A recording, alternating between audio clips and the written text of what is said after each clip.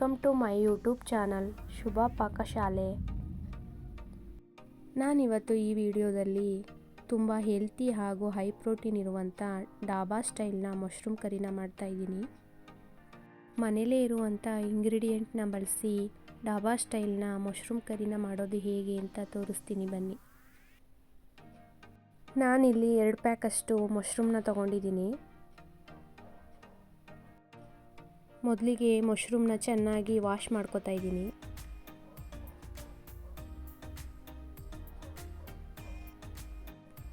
ಒಂದು ಬೌಲ್ಗೆ ಮಶ್ರೂಮ್ನ ಹಾಕಿ ನೀರು ಹಾಕೋತಾ ಇದ್ದೀನಿ.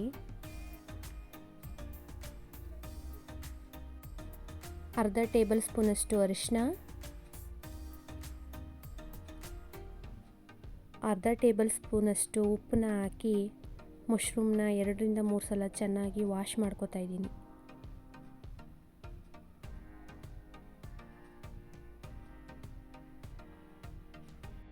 ನಾನಿಲ್ಲಿ ಮಶ್ರೂಮ್ ಕರಿಗೆ ಏನೇನು ಇಂಗ್ರೀಡಿಯೆಂಟ್ ಬೇಕು ಅಂತ ಒಂದು ಕಡೆ ಎತ್ತಿಟ್ಕೊಂಡಿದ್ದೀನಿ. 2 ಮೀಡಿಯಮ್ ಸೈಜ್ ಈರುಳ್ಳಿನ ಕಟ್ ಮಾಡಿ ಇಟ್ಕೊಂಡಿದ್ದೀನಿ. 2 ಹಣ್ಣಾಗಿರೋ ಟೊಮೊಟೊನು ಕೂಡ ಕಟ್ ಮಾಡಿ ಇಟ್ಕೊಂಡಿದ್ದೀನಿ.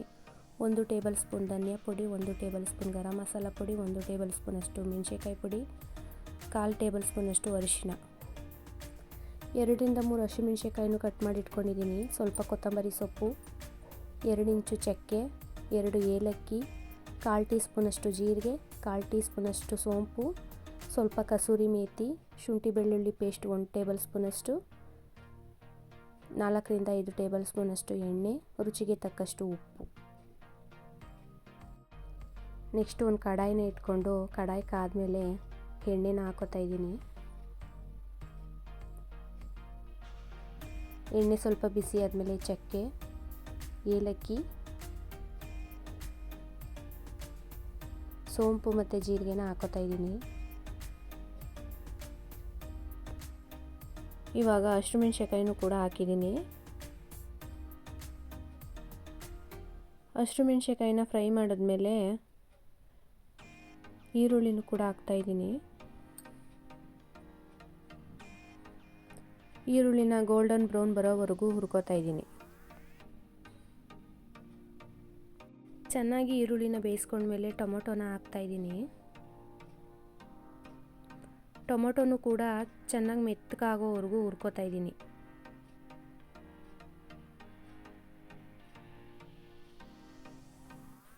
ಎರಡರಿಂದ 3 ನಿಮಿಷ ಟೊಮೊಟೊನ ಹುರಿದ್ಮೇಲೆ ಎಲ್ಲ ಸ್ಪೈಸಸ್ನೂ ಹಾಕ್ತಾ ಇದ್ದೀನಿ.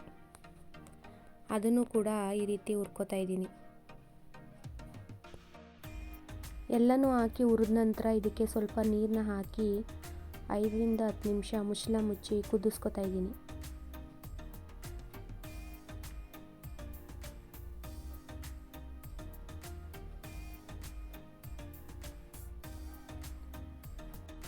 ಕುದಿ ಬಂದಂಥ ಮಸಾಲೆಗೆ ಮಶ್ರೂಮ್ನ ಹಾಕ್ತಾ ಇದ್ದೀನಿ.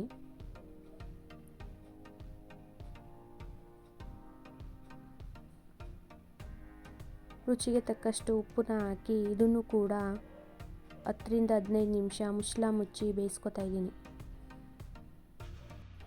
ಈ ಮಶ್ರೂಮ್ ಕರಿನ ಡ್ರೈನಾರು ಮಾಡ್ಕೋಬೋದು, ಸ್ವಲ್ಪ ಗ್ರೇವಿನಾರು ಮಾಡ್ಕೋಬೋದು.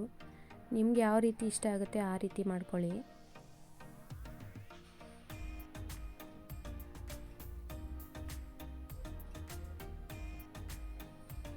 ನಾನಿವಾಗ ಬೆಂದಿರುವಂಥ ಮಶ್ರೂಮ್ಗೆ ಸ್ವಲ್ಪ ಕೊತ್ತಂಬರಿ ಸೊಪ್ಪು,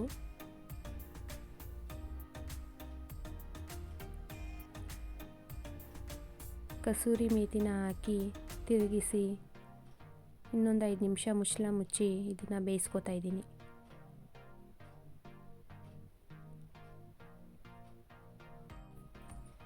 ಮನೆಯಲ್ಲೇ ಇರುವಂಥ ಪದಾರ್ಥಗಳನ್ನ ಬಳಸಿ ಈ ಮಶ್ರೂಮ್ ಕರಿನ ತುಂಬ ಈಸಿಯಾಗಿ ಅಷ್ಟೇ ಫಾಸ್ಟಾಗಿ ಮಾಡ್ಕೋಬೋದು.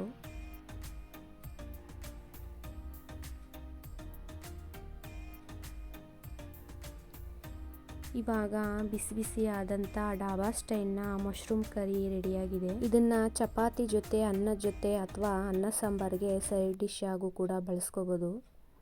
ರುಚಿಯಂತೂ ತುಂಬ ಚೆನ್ನಾಗಿದೆ. ನೀವು ಕೂಡ ಒಂದು ಸಲ ಮನೇಲಿ ಟ್ರೈ ಮಾಡಿ ನೋಡಿ.